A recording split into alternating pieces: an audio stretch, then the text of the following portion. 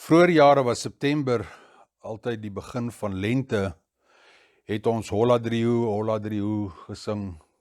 Dis heerlike lente, die winter is verby. Maar soos my oupa tereg gesê het, die aarde se moer is nou los, hy draai nou enige kant toe. En hier in begin van September het ons sneeu op die berge en reën dit steeds. Nie dat ek enigstens omgee vir die reën nie, ek is in my element as dit reën.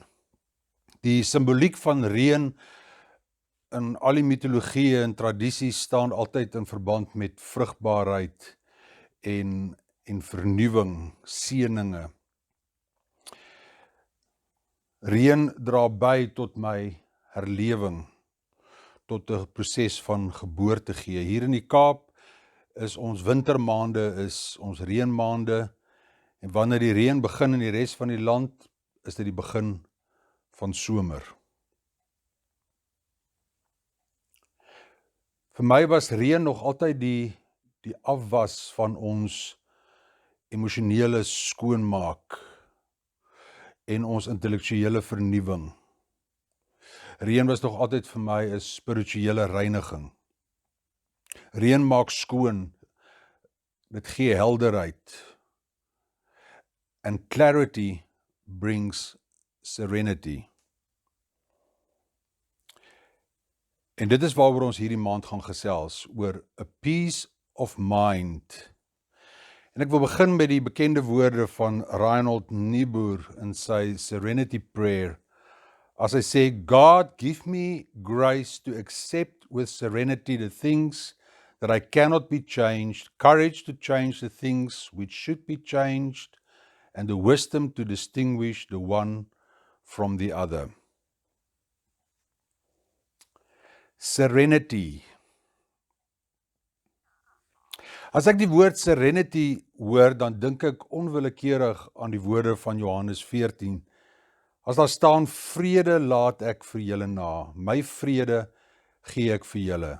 Die vrede wat ek gee, is nie die soort wat die wêreld gee nie. Laat julle hart nie bekommerd en ook nie bang wees nie. Die Hebreëse woord vir vrede is shalom. En die woord vir tranquility, quietness and stillness is shalva. Shalom en shalva. Die Griekse woord vir vrede is iranei, wat beteken peace, peace of mind, tranquility, ook wholeness. Iranei, shalva. Wat beteken die woord serenity? Dis kalmte, rustigheid, 'n stilte, 'n tevredenheid, vrede, gemoedsrus. Die woord serenity en die woord surrender staan met mekaar in verband. Ek dink dit is die twee kante van dieselfde muntstuk. En Debbie Ford skryf in haar boek Spiritual Divorce, sy sê, surrender is the ultimate sign of strength and the foundation for spiritual life. Surrendering affirms that we are no longer willing to live in pain. It expresses a deep desire to transcend our struggle and transform our negative emotions. Oorgee is nie opgee nie. Surrender bring ons nader aan onsself, eerlikheid met onsself, en om te kan sien dat die een ding in my lewe wat my roof van my peace of mind, is maar weer eens die ego, wat altyd harder skree as ons sieldenke. En dan sê Debbie Ford, sy sê, when you surrender your will, you are saying, even though things are not exactly how I'd like them to be, I will face my reality. I will look it directly in the eye and allow it to be here. Surrender and serenity are synonymous. You can't experience one without the other. So if it's serenity you're searching for, it's close by. All you have to do is to resign as the general manager of the universe. Surrender is a gift that you can give yourself It's an act of faith. It's saying that even though I can't see where the river is flowing, I trust it will take me in the right direction. So hoe kry ons peace of mind terug? Hoe vind ons hierdie serenity? Hoe kweek ons dit in ons eie lewe? Vrede kom van binne, dit kom nie van buite nie. My vrede hang nie af van my omstandighede nie. As jy vrede nie in jouself vind nie, gaan jy dit nêrens anders vind nie. Vrede, a peace of mind, is 'n keuse. Ek kan nie konflik en vrede, vrees en liefde hê nie. Dit is 'n keuse. As ek nie vrede in myself vind nie, dan kom daar 'n ontevredenheid, 'n onvergenoegdheid, en dit vervreem my van myself en van jou. Serenity word gevind in stilte. Praat minder, luister meer, sê net genoeg, kyk mekaar in die oë. So in 'n wêreld waar ons met ons voet plat op die petrolpedaal jaag in hierdie malle meele van oral wees, maar nêrens nie, alles wil doen, maar eintlik niks nie, is ek meer oortuig van tevore dat ons disconnect en ons detachment is, omdat ons nie die dissipline het van stil word, kan stilte tyd hê en ons gemoedsrus vind vanuit die binnekant nie.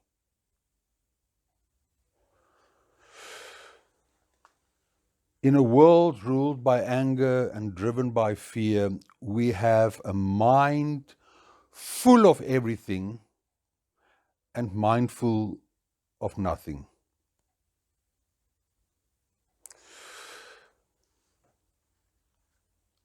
Daar is 'n sêding, serenity is not freedom from the storm, but peace amid the storm. En as anders lees ek, you can't calm the storm, so stop trying. What you can do is calm yourself. The storm will pass. Miskien 'n klein bietjie minder te wil hê. Miskien te weet wanneer is genoeg. Serenity is nie iets passief nie. Serenity is nie 'n don't care houding nie. Dit is ook nie laat Gods water oor Gods akker vloei nie. Serenity is iets aktief wat ons elke oomblik van die dag doen. In hierdie vloei van ons aksies en reaksies en die keuses wat ons maak, om bewus te wees van wat gee vir my kalmte, my rustigheid, my gemoedsrus. And to effortless leun in die rigting van dit wat vir my hierdie vrede en hierdie rustigheid bring. Die laaste woord behoort aan Ralph Waldo Emerson. As hy skryf, finish each day and be done with it. You have done what you could. Some blunders and absurdities no doubt crept in. Forget them as soon as you can. Tomorrow is a new day. You shall begin it serenely, and with too high a spirit to be encumbered with your old nonsense. Haal diep asem. Laat los die gisters. Ek het amper gesê, laat los die wind wat ons so benoud het.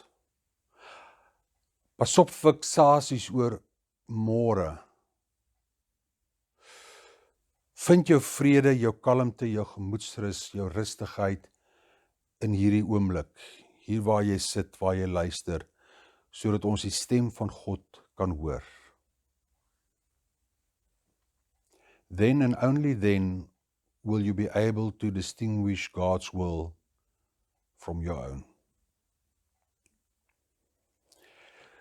Kan ek vir ons 'n gebed doen, en in die gebed gaan ek vir ons afsluit met die mooi gedig van Henry Wadsworth Longfellow, getiteld A Psalm of Life. Kom ons word stil. Ons Here en ons God in 'n wêreld waar ons jaag van hier na daar. En as ons dit het, wil ons dat hê. Smag ons, dors ons, honger ons na 'n stukkie gemoedsrus, 'n stukkie vrede. En ons gebed vandag is dat U vir ons die insig sal gee, dat hierdie vrede kom van binne, hierdie rustigheid moet ons vind vanuit ons sielswese. Maak ons harte rustig, ons gedagtes stil, sodat in die reeks van aksies en reaksies van vandag ons nie ons vrede sal prysgee nie. Dat ons kalmte en ons stilte sal sien as heilig. As ons saam die digter afsluit, tell me not in mournful numbers, life is but an empty dream. For the soul is dead that slumbers, and things are not what they seem. Life is real, life is earnest, and the grave is not its goal. Dust thou art, to dust returnest, was not spoken of the soul.